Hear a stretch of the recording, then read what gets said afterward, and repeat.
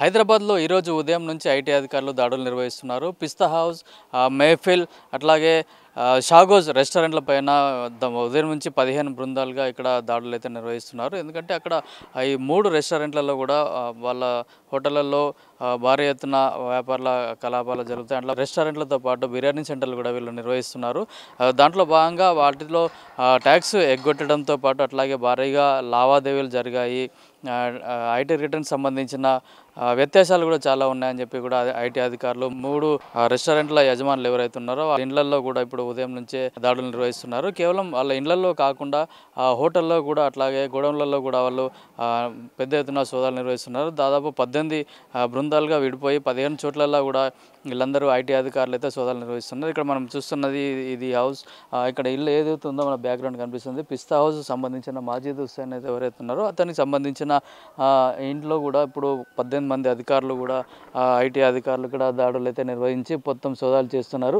అంటే ఐటీకి సంబంధించిన వీళ్ళు ట్యాక్స్ పే చేసిన దానికి ఉన్న వీళ్ళకు వ్యాపార లావాదేవీల్లో వ్యత్యాసం ఉండడం వల్లే ఐటీ అధికారులు దాడులు నిర్వహిస్తున్నట్లుగా చెప్తున్నారు. అయితే లావాదేవీలు ఏవైతే ఉందో వీళ్ళ పూర్తిగా అంటే పిస్తా హౌస్ కావచ్చు, మెహఫిల్, అట్లాగే షాగోజ్లో కూడా ఎక్కువగా బిర్యానీలు ప్రతిరోజు పెద్ద సంఖ్యలో కొన్ని కోట్ల రూపాయల టర్నోవర్ అయితే జరుగుతుంది. వీళ్ళకు రాష్ట్రంలోనే కాకుండా ఇతర ప్రాంతాల్లో కూడా బ్రాంచెస్ ఉన్నాయి. ఒక్కొక్కరికి దాదాపు 15కు పైగా బ్రాంచెస్గా ఉన్నాయి. ఇవి ప్రధానంగా మెహఫిల్, పిస్తా హౌస్, షాగోజ్ వాళ్ళకి పాతబస్తీ, అట్లాగే గచ్చిబౌలి, లక్డీ కపూల్, అత్తాపూర్, మెహదీపట్నం లాంటి ఏరియాలలో కూడా వీళ్ళకు బ్రాంచెస్ ఉన్నాయి. వాటిలో కూడా ఎక్కువగా ఆన్లైన్ బిజినెస్ అంటే స్విగ్గీ, జొమాటో లాంటి ఆన్లైన్ బిజినెస్లతో పాటు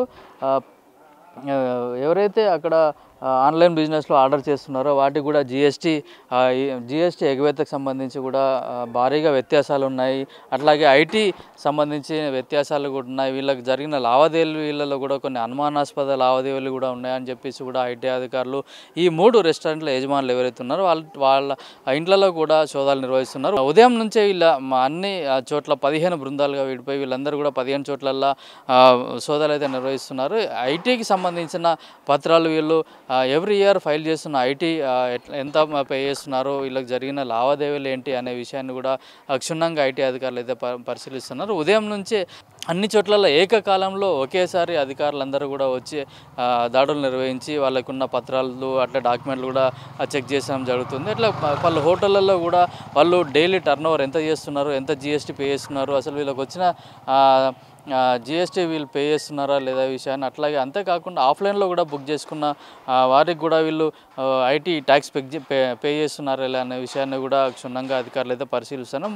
ఎందుకంటే పెద్ద ఎత్తున ట్యాక్స్ ఎగవేతకు వీళ్ళు పాల్పడుతున్నారని చెప్పి కూడా ఐటీ అధికారులకు అనుమానం రావడం, అట్లా కొన్ని ఫిర్యాదులు కూడా అందడంతో వీళ్ళు ఇక్కడ దాడులు చేస్తున్నట్టుగా చెప్తున్నారు. వీళ్ళకు పిస్తా హౌస్కు ముఖ్యంగా వీళ్ళు ఒక స్వీట్ షాప్తో పాటు బిర్యానీ సెంటర్లు కూడా నిర్వహించి రెస్టారెంట్లు కూడా నిర్వహిస్తున్నారు. వీళ్ళు కేవలం ఇండియాలోనే కాకుండా దుబాయ్, యుఏఈ లాంటి ఇతర దేశాల్లో కూడా వీళ్ళకి బ్రాంచెస్ ఉన్నాయి. అక్కడ కూడా అక్కడ నుంచి కూడా వీళ్ళకి పెద్ద ఎత్తున వ్యాపారాలు అయితే జరుగుతున్నాయి. వాటిల్లో వీళ్ళు ట్యాక్స్ పే చేస్తున్నారా లేదా అనే విషయాన్ని ఐటీ అధికారులు అయితే గుర్తించి, అంటే ట్యాక్స్లో వీళ్ళు పే చేస్తున్న దానికి వచ్చిన టర్నోవర్కు భారీగా వ్యత్యాసం ఉండడంతో ఈ దాడులు అయితే నిర్వహిస్తున్నారు. అయితే ఉదయం నుంచి కూడా ఇక్కడ పెద్ద ఎత్తున ఐటీ అధికారులు దాడులు నిర్వహిస్తున్నారు. ఈ దాడులు ఈరోజు సాయంత్రం వరకు కూడా కొనసాగే అవకాశం ఉంది. ఒకవేళ ఐటీలో వీళ్ళు ట్యాక్స్ పే చేసిన దానికి వీళ్ళ దగ్గర ఉన్న టర్నోవర్ కనుక తేడాలు కనుక వస్తే వాటిపైన కేసులు నమోదు చేసి చర్యలు తీసుకునే అవకాశం ఉన్నట్టుగా తెలుస్తుంది. అయితే మనం ఇక్కడ చూసుకున్నట్లయితే గోల్డెన్ హైట్స్ రాజేంద్ర నగర్లో ఉన్న పిస్తా హౌస్ యజమాని ఎవరైతే ఉన్నారో వాళ్ళ ఇంట్లో దాదాపు